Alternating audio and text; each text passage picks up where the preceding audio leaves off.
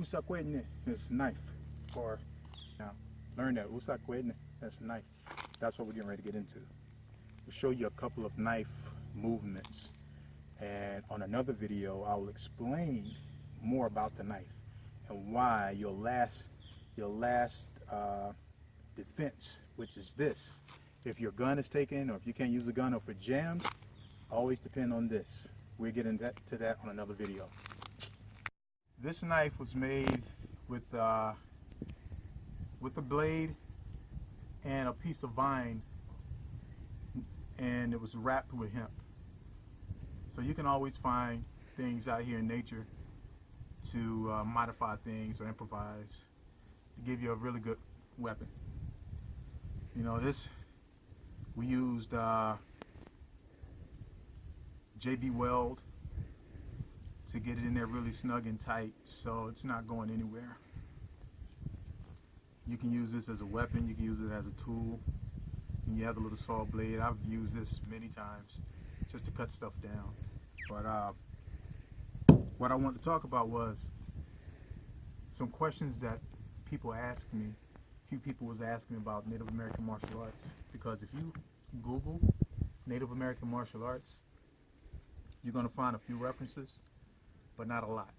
If you Google karate, kung fu, and various forms of other martial arts, you'll find so much information is almost an overload. But when you do Native American martial arts, you don't find much. So in the martial arts community, a lot of people say, well, Native American martial arts don't exist.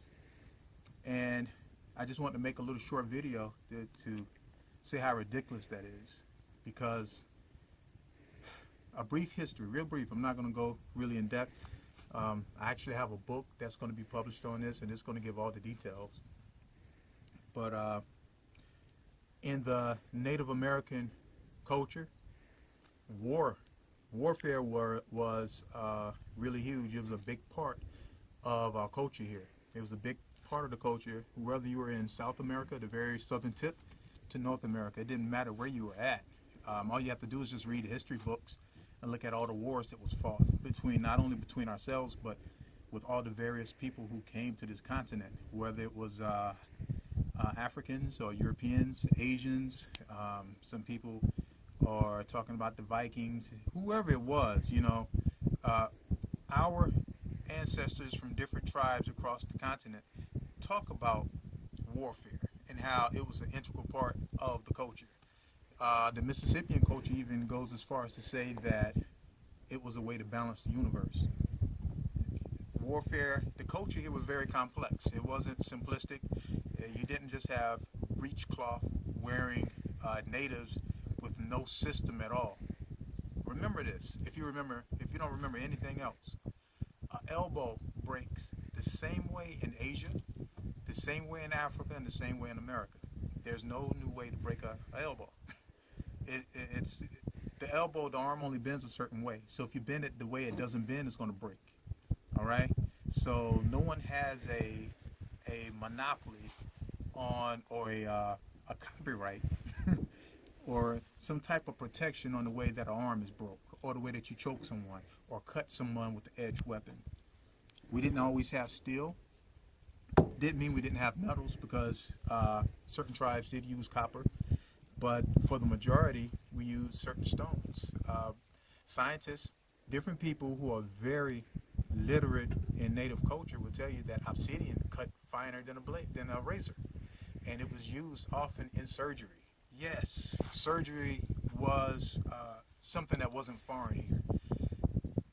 People knew how to set bones, how to remove certain things from the body, and use obsidian to cut the flesh. How do you think animals were skinned for hide and for meat? It was using something that was as sharp as a razor, and that's obsidian. That's a volcanic rock. That wasn't the only rock that was used for cutting. When you learn how to sharpen certain rocks. But anyway, getting really off. A system of fighting definitely existed here, and for anyone else to say that it didn't is really ridiculous, and really needs to go back and rethink before they open their mouth.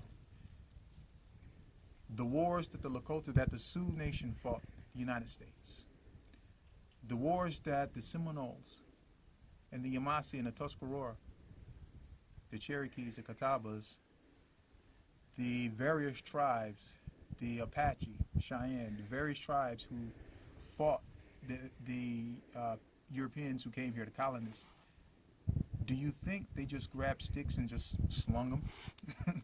Do you think they just picked up rocks and threw rocks? How could the Seminoles almost defeat the United States by just flinging rocks? They had a system of fighting. They didn't always have guns, but when guns was introduced, they became expert with guns. They was experts with sticks, and they were experts with knives, and they were experts at using the environment to survive and use their environment for warfare.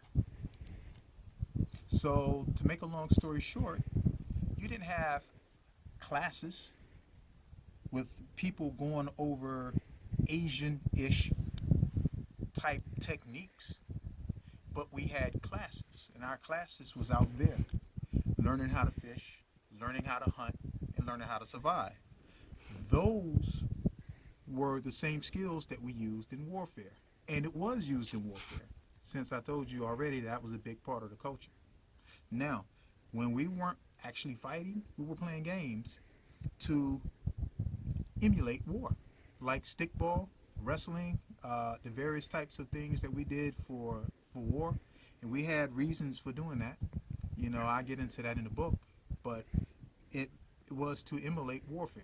So you'll find in stickball, and using the two sticks or the one stick, you'll find a lot of techniques very similar to Filipinos and certain African tribes and certain other indigenous tribes like the Fijians and the South Pacific Islanders like the Maori. You'll find certain similarities there. Indigenous people around the globe fought the very same way.